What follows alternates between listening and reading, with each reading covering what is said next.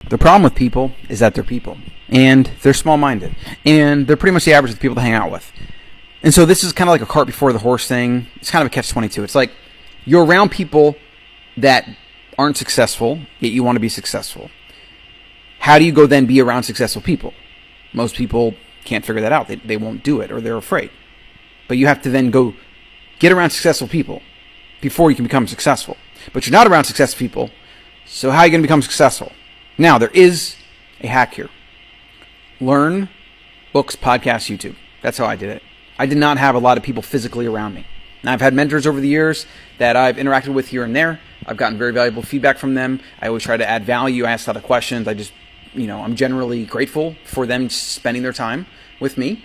But the majority of the, you could say, mentoring and learning have always been a passive absorbing of books that have been around for hundreds of years, podcasts, YouTube, reading history even. That's how you do it. And then you combine that with action. And the study of productivity and getting things done, that's its entire rabbit hole to go down. And you have to have that. Like every single person that you see that's successful, they work. They get shit done. And they figured out how to manage themselves to do that. Some people come at it from a place of scarcity and fear. They want to be successful so badly to validate themselves that they basically just force themselves to get it done because they're so afraid. If you're not afraid, if you're not trying to fill some hole, it's just a little bit about who you are, or you want to have a lot of resources to protect your family, whatever that is.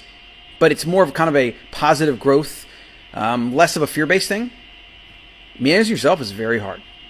Take my word for it. And you will oscillate, and you will have ups and downs, and you will have times where you're crushing it. And usually the times when you're crushing it and work it lights you up so much that you want to go and do it every single day. When you get to that point, it doesn't always last. And you go back down, and you go through these peaks and these valleys. A lot of times when work's amazing is like you have so much shit going on, and people need things from you. It's obvious what the next action step is. You should do this thing because there's a clock on it, etc. Managing yourself when that's the case is so much easier than managing yourself when your shit's built, their system's going, you have employees, things are going, and you just like wake up and you're like, I don't really have to do anything today. That's me generally most of the time. I'm in that place where most of the time I get all the have to do stuff done, and I have this block of 4 hours in the day where I'm like, man, so I just like, maybe I should take a day off, or maybe I should go spend time with my kids, or maybe I should go to the gym.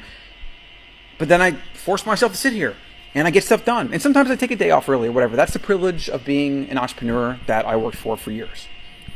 But man, you got to fill your mind, and then you got to learn how to take